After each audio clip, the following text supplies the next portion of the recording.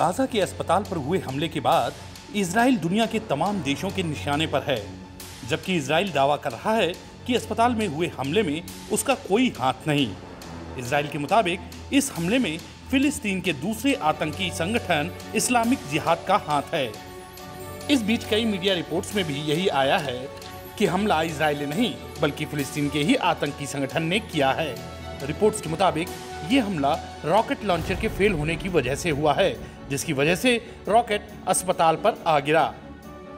I can confirm that an analysis of the IDF operational systems indicates that a barrage of rockets was fired by terrorists in Gaza, passing in close proximity to the Al-Hali Al-Ma'adi hospital in Gaza at the time it was hit. Intelligence from few sources that we have in our hands indicates that the Islamic Jihad is responsible for the failed rocket launch which hit the hospital in Gaza. I repeat, this is the responsibility of Islamic Jihad that killed innocents in the hospital in Gaza. इस हमले में अस्पताल के parking lot को ज्यादा नुकसान हुआ है। अस्पताल का एक हिस्सा भी गिरा दिखाई दे रहा है, लेकिन ये तस्वीर इजरायली हमले से मिलती जुलती नहीं दिखती, क्योंकि जब इजराइल हमला करता है तो वहां की इमारतें खंडहर की तरह नजर आने लगती हैं।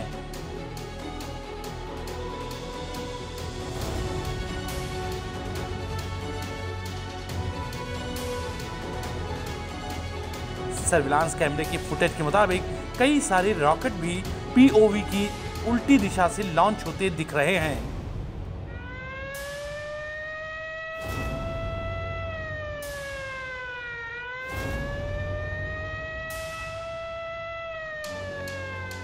माना जा रहा है कि ये उत्तरी गाजा से दागे जा रहे थे।